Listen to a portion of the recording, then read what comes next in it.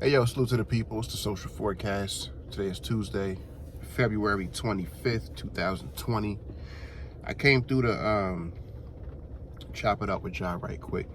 I'm about to do a video in a short while with my sister Jazz from the Comfort Zone. We about to do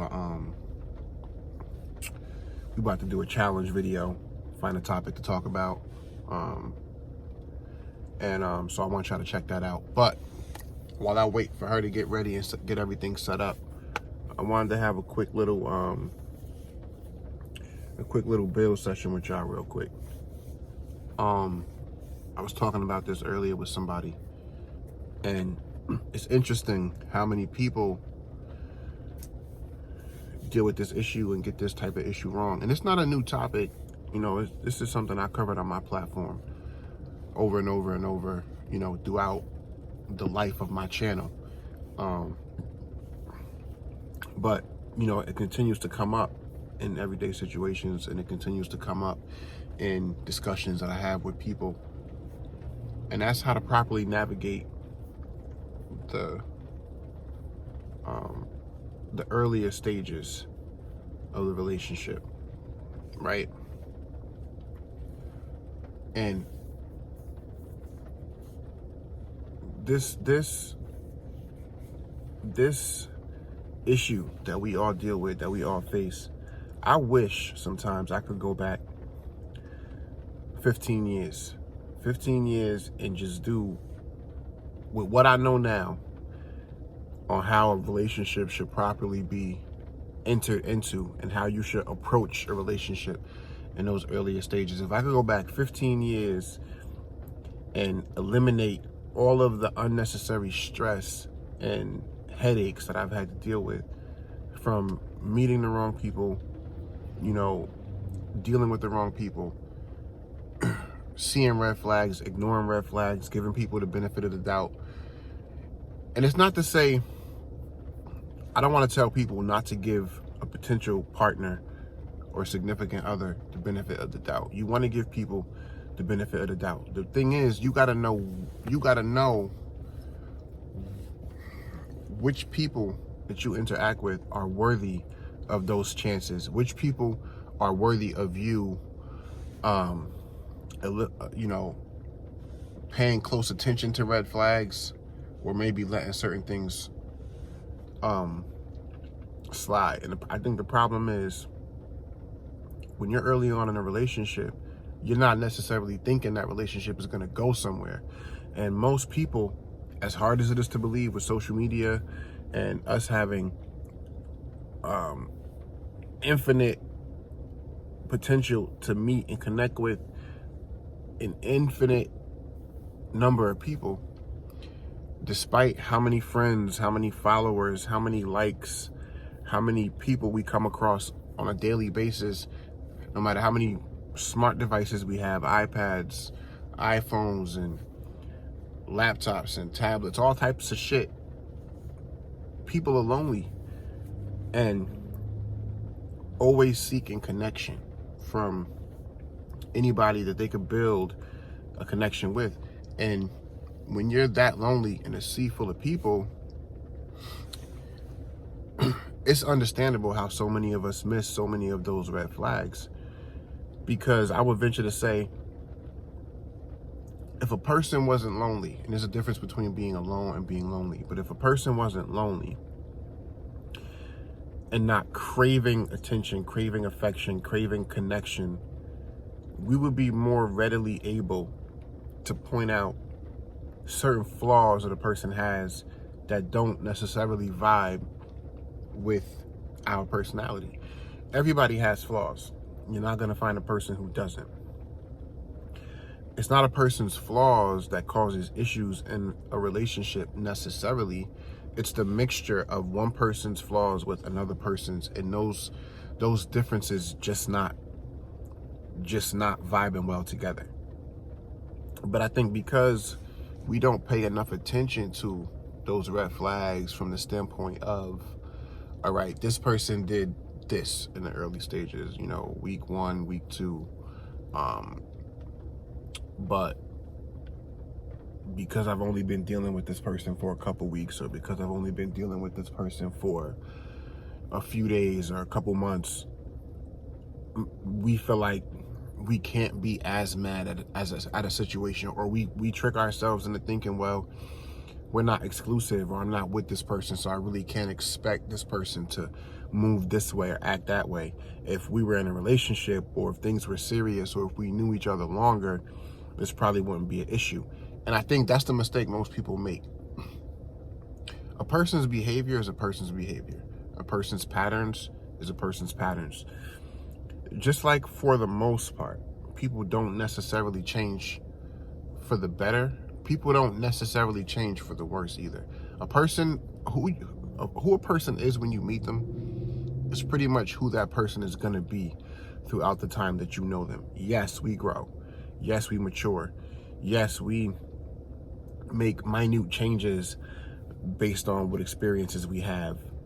But once you hit a certain age, the age that me and my peers that we're in now, once you get well enough into your 30s to, for the most part, have already figured out what you're going to do, with your life, career-wise or work-wise. Once you kind of figure out where you fit in personality-wise and what types of things you like to do to pass the time when you have downtime and when you're not working and when you're not handling whatever other responsibilities. Outside of those few things, people don't necessarily change. Not really, not in any way drastic enough to really warrant a person taking a separate look at that person when there are things in that person's past behaviors that suggest that person is a certain type of person. People don't drastically change. I hate to say it, because there are people who will argue me down and say, yeah, but people change, people grow, people become better. Yes, we can become better versions of ourselves, but who we are at the core of ourself is who we are. And not to say it's fake, but however we dress it up, however we move forward, and whatever little things we're able to slightly polish, we are who we are. If I'm an individual who don't like super mushy, super what some will call romantic or clingy type shit, if I'm that type of person, not saying I am, but if I am, I'm never going to be that type of person.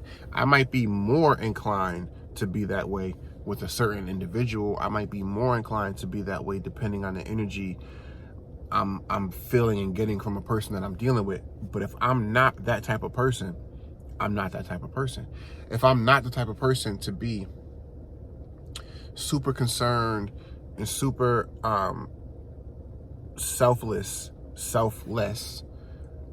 when dealing in my relationships, there may be people to come along and make me want to be more or less selfless because of how they treat me. But if I'm generally a selfless person, I'm always going to be a selfless person to an extent. And if I'm a selfish person, I'm always going to be a selfish person to an extent. There may be people who come along to make you want to change who you are, but that's where the effort comes in. And I think people who try to put that effort in, people who try to change who they are because they want to make the person they're with happy, that's when we get into trouble. You can't change who you are for the sake of another person. The real trick and the real goal is to find people who mesh well with you, who you mesh well with the way you already are. And then the two of you can make those changes and grow and polish up together, but on that natural path to where it's not forced. And if I could have learned that, 10, 15, 20 years ago, let alone relationships, my daily interactions with people would be totally different. I'm the kind of person who doesn't trust anyone. And I didn't start off that way. I wasn't born that way. I wasn't that way when I was in grade school. I wasn't that way when I was in middle school. I wasn't even that way when I was in high school. Years of dealing with the wrong types of people, and not even just significant others, even people who I would have called friends at one point or another in my life, who didn't give me the same energy I gave them, or didn't put on for me the way I put on for them didn't have my best interests at heart the way I might have had their best interests at heart. These things you learn over time. And when dealing with the conniving and creatively destructive people that I've been blessed and cursed to come across and get to know over the years, taught me to not trust anyone. And it's not in a bitter sense. It's not in a sense of, I'm just hopeless to the idea of there being anybody who's trustworthy in the world. No, it simply means you've been burned enough in your life that you understand that people can only be trusted to be who they are. And people can only be trusted at the end of the day to have their own best interests at heart. Because everything, I don't care what station, I don't care what political alliance, I don't care what religious faction you follow, I don't care what part of the world you live in, I don't care what you do for work, I don't care what you drive to work, I don't care what kind of house you live in. Everything at the end of the day comes down to self-preservation. And nothing stands a chance against self-preservation. Not even love, unfortunately. Self-preservation is the single most powerful thing there is in the universe, in nature, in existence, period. Because the laws of self-preservation mandate and dictate that when down to your last breath, everything in you, everything that made you who and what you are, everything that nature and life stipulates is that we don't just have a want to survive or need to survive. There's a driving force, an innate force that drives us to survive and hold on to whatever we could possibly hold on to, even to the last second, to survive. Even people who are dealing with depression and commit or attempt to commit suicide, it's, if you've never seen that in person, if you've never seen that process actually happen in front of you for a person who tries to hang themselves, they end up struggling at the last minute before they finally black out and it's all over. They end up struggling to breathe because your body, your brain does not want to allow you to cease to exist. That's an automatic cruise control reaction that's built into who we all are as living organisms. Even people who want to end it in their life don't want to be here anymore because they feel like it's just that bad. You can't physically fight the natural reaction of your body, your brain, your being, who you are, to survive. You can't. And that's why people who are really serious about committing suicide end up in some way, shape, or form restraining themselves or setting things up in a way that they can't get out of it, because that last second you fight against it. You can't help it. It's an automatic response that is built and hardwired into your DNA. It's like coding. We are coded to survive. And that's why fear sets in whenever there is a life-threatening situation where we're faced with our mortality. I say all that, not to get off topic, I say all that to say you cannot trust a person who is living and breathing flesh just like we are. You cannot trust a person to the extent that you put your own well-being, your own health, your own safety, your own peace of mind totally to the side. You can't. Because even people with the best intentions, even a person who cares about you to the utmost and wouldn't do anything intentionally to harm you, just in moving about our daily lives, we're imperfect, and self-gratification creeps up in more ways than one. It's not just about diet, the food that we eat or want to eat, or if we're trying to start a new diet, we just have these indulgent moments where we just, fuck it, I need something now, or something that you want to buy when you should be saving for something else, and you want that self-gratification, so you go buy something that you shouldn't buy. That's not the only area of our life that we struggle and deal with those things. We deal with that in ways that we don't see every second of every minute of every hour of every day. And it's a constant, continuous, and never-ending battle. So when you apply that same logic to relationships, and when you allow yourself to become conscious and awoke and aware in those moments when you're interacting with your partner, there's certain things that just come out, because when you stop trying and you stop putting in that effort, who you are comes out. And that's when you get the most honest moments in a relationship. It's in those moments when you're dealing with your partner, when you're observing your partner, those are the moments you need to attribute to them and to who they are and what their real character is. Not when they're trying, not on a special occasion, not on a holiday, not when a person is trying to show you how they feel about you, or that you're important to them, or that they want you in their circumference. What you should be paying most attention to is when that person slips into autopilot. And it's like momentarily they forget anybody's watching. They forget that they care. They forget for that split second to watch their tone, or to watch the way their voice elevates, or the way they get annoyed, by dealing with you or being in your presence. Those are the things the times when you want to tune in. Turn that mental internal record on. Those are the times you want to be like, oh, okay, I see what we got here. And hopefully, as a bit of advice, hopefully it's something you could do early enough in that relationship where you're not so attached to that relationship or so codependent on that relationship that you can remove yourself from that situation. Because a person who has a pattern of showing you who they really are, and who they really are is not perfect, because no one is, but not conducive to a situation that you want to be in with that person, you want to be able to recognize that and free yourself from that situation as soon as humanly possible, before too much attachment sets in. Because attachment is a dangerous drug. It's a dangerous drug, and it can make us overlook things and want to deal with people and give opportunities to people who maybe not through no fault of their own, because they're just being who they are, but may not deserve those chances, or may not deserve for us to overlook those things, which for just that person, to the extent of us being in that type of relationship.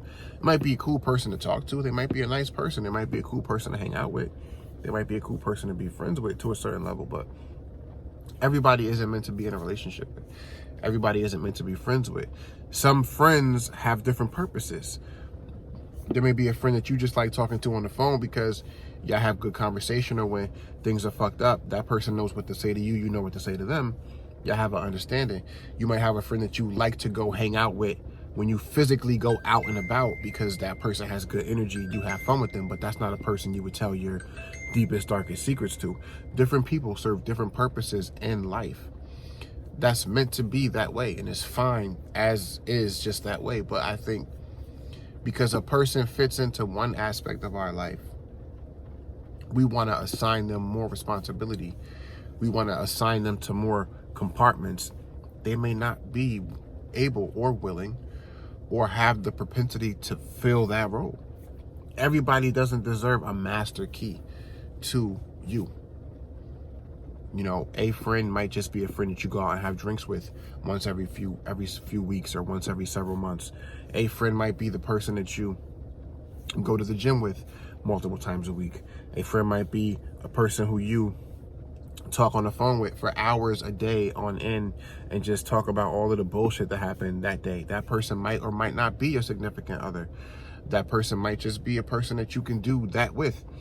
But that one person might not be the person for you to do all of those things with, because you know that person is great at handling one aspect or facet of your life and being supportive in that way, or just helping you forget and have fun and drink and get drunk and forget your problems in that moment. But that person might not be the most caring, sensitive person, or have the most insight when it's time to talk about something that your kids did in school, or something that your kids did at home that made you upset as a parent. Or maybe that friend's not a parent and they wouldn't understand anyway. So we have to learn how to better compartmentalize our lives and keep the people who fit those areas of our lives the most congruent with us. And if I had learned that 10, 15 years ago, people who I kept around versus the people who I allowed to enter and then exit quickly from my life, I think my circle would definitely look a lot different. But then too, also, mentally, my mental space, my mental clarity, my peace of mind might look a little bit different too. Anyway, that's what I stopped by to talk to y'all about. I didn't mean to get too deep or take it too much to the next level, but you know, y'all know these are the kind of things I cover on this platform. It's real life shit that we all deal with. I try not to be too preachy, too boring. I try to just, but when I turn the camera on, I start talking, the shit just flows out. You know what I mean? I don't really control or know what's gonna come out from one second to the next. You know what I'm saying? It just is what it is. But having said that, like, comment, and subscribe. Hit the subscribe button. Any of my videos that you come across, if you're watching, just press subscribe. Press the like button if you can relate to the content at all, even a little bit, because the more I can build this community, the more I can build this platform, the more I can bring topics like this to the world, basically, is what my goal is for this channel. I'm not here to agree or disagree with everybody or get into back and forths or have, you know, people be offended by anything that I say. It's just my thoughts. It's just my thoughts. You know what I mean? I don't pretend to know everything.